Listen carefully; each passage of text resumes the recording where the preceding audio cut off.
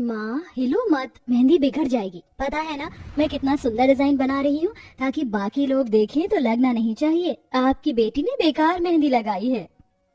हाँ हाँ ठीक है, नहीं हिल रही। इतनी देर तक कोई भला कैसे जमकर बैठ सकता है। ये मेहंदी बूंदी छोड़कर सिलाई विलाई बाकी काम अच्छे से करने पर जोर दे।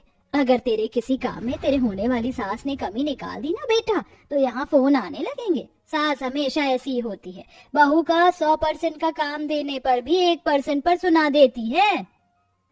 माँ चंद दिनों में मेरी शादी है और आप मुझे सास के नाम पर डराए जा रही हैं। ये अच्छी बात नहीं है। आता तो है, कर लूंगी मैं बाकी का काम भी, बस सिलाई हर तरह की नहीं आती है मुझे।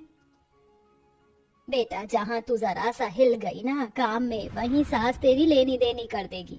मेरी सास बहुत खड़ूस थी और यशोदा जी तो मुझे थोड़ी कड़क मिजाज की लगती हैं। एकदम चुप रहियो, कहीं वहां भी पटर पटर करे। पर उनका बेटा कितना प्यारा है।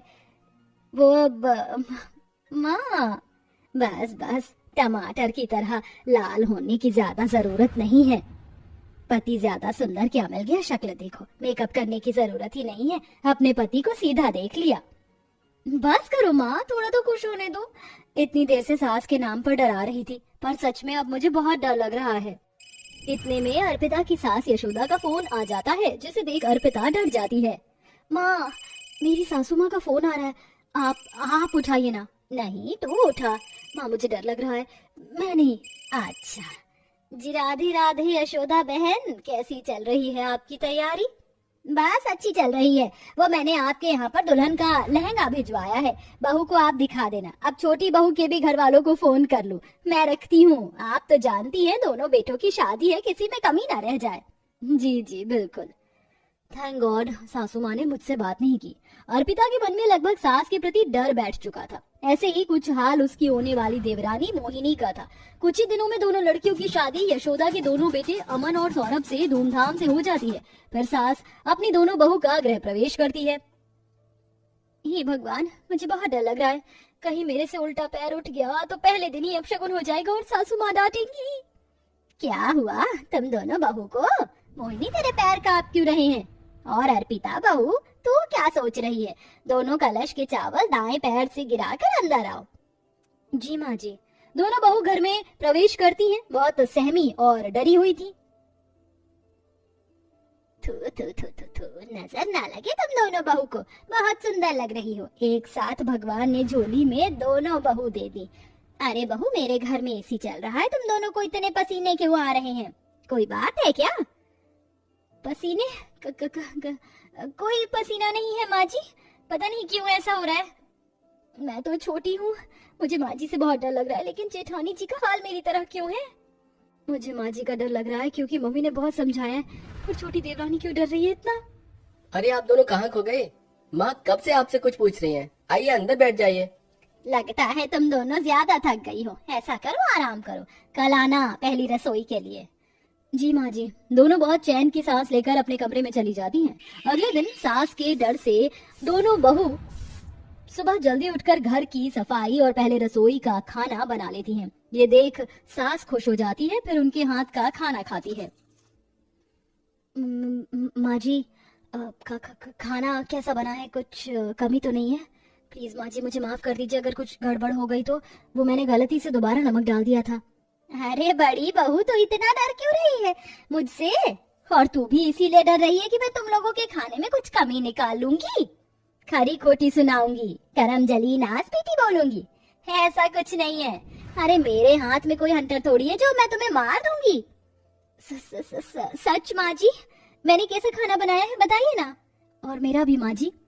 खाना अच्छा बना है, बस बड़ी बहू तो आलू कम पकाती है, तो ये आलू तेरी सब्जी में घुलते नहीं। छोटी बहू तूने पूड़ियाँ बहुत गोरी गोरी सी सेकी अपनी तरह, थोड़ा सुनहरा कर लेती तो बढ़िया लगता। अरे माँ आपकी दोनों बहू तो बड़ी फिसड्डी निकली, आपको इनकी थोड़ी क्लास ले लेनी चाहिए थी। तुम्हारी क्लास ले लूं? खबरदार जो मेरी बहू को कुछ भी कहा तो। मैं तो अपनी बहू को बेटियों की तरह प्यार करूंगी। माँ ने कहा था सासू माँ बहुत चालाक होती है। क्या पता पहले माँ जी प्यार से बोले ताकि हम फ्रैंक हो जाएं और किसी गलती पर कस के डांट लगा दें।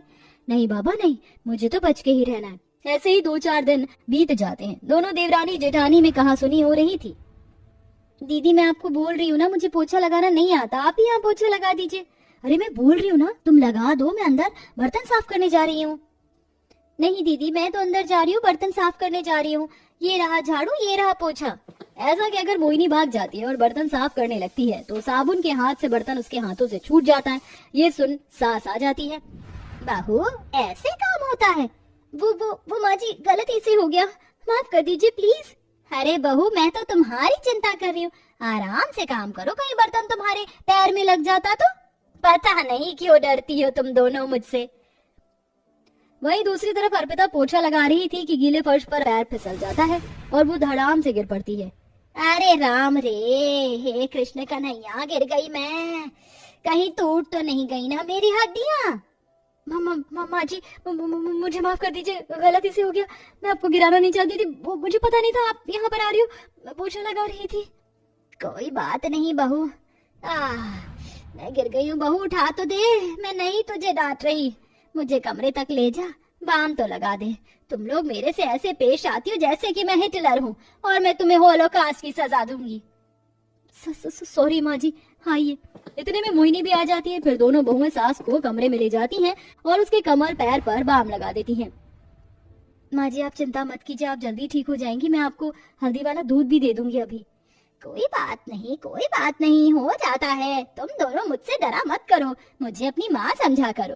हाँ मैं जानती हूँ ज्यादातर सास डरावनी होती हैं और अपनी बहू को बहुत डरा धमका के रखती हैं, पर मैं बिल्कुल भी वैसी नहीं हूँ। दूसरों की बेटियाँ क्या अपनी बेटी नहीं होती? अब वह अलग बात है, कोई ऐसा मानता नहीं है। तुम जैसे चाहो वैसे रहो, वैसा खाओ पियो सब करो।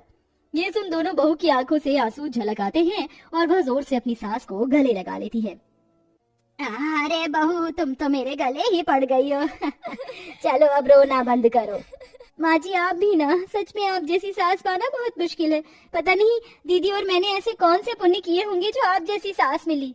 हाँ माँ जी आप सच में बहुत अच्छी हैं। I love you. आपके रहते तो माँ की कमी भी महसूस नहीं हो रही।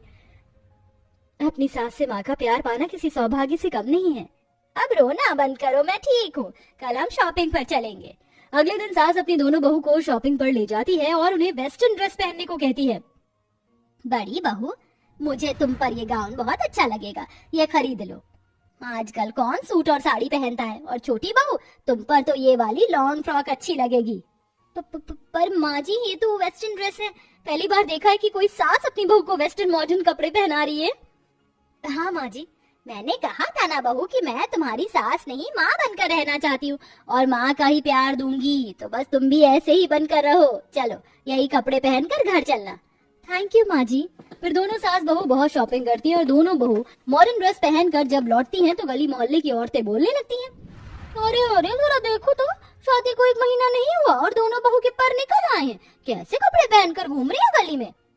मैं तो जानती हूँ जरूर इन दोनों बहुओं ने सास को ब्लैकमेल करा होगा, तभी तो बेचारी चुप है और दोनों बहू चश्मा लगाकर इतना एटीट्यूड दे रही हैं। अरे अरे देखो तो, दो हुस्न परी। हेलो आइटम, क्या तुम मेरी बनना चाहोगी? बस इतने पर ही यशोदा एक जोर का चाटा उस लड़के के मारती है। तेरी हिम्मत कैसे हुई मेरे ही सामने मेरी बहू को ऐसे थर्ड क्लास वर्ड कहने की? बहू से ज्यादा मेरी बेटियां हैं ये, समझ आई बात? और अनीता मेरी बहू पर क्या उंगली उठा रही है? मैंने इन दोनों को आजादी दी है, पहले तू अपने लड़के को संस्कार दे जब घर से बाहर निकलना, वरना ऐसे लड़कों को पुलिस उठाने में 2 मिनट नहीं लगाती। और तू ज्योति की बच्ची, मेरी बहू के चाहे पर निकले या सींग, उससे तुझे क्या? आइंदा से मेरी बेटियों के बारे में बोलने से पहले 10 बार सोचना। जब हर सास अपनी बहू को बेटी का दर्जा देगी तभी हर लड़की, हर बहू अपनी शादीशुदा जिंदगी में खुश रहेगी। दीदी सच में माँ जी तो हमारी सास नहीं, बिल्कुल माँ है। हाँ थैंक यू माँ जी, हमें इस तरह प्यार देने के लिए। नाउ लिसन, आप सब लोग हट सकते हैं हमारे रास्ते से, हमें अपनी मम्मी के साथ चल करना है। Bye bye. इस तरह बाहर के लोगों का मुंह खुला का खुला रह जाता है और यशोदा अपनी दोनों बहू के साथ सास नहीं माँ बनकर उन्हें खुश रखती है।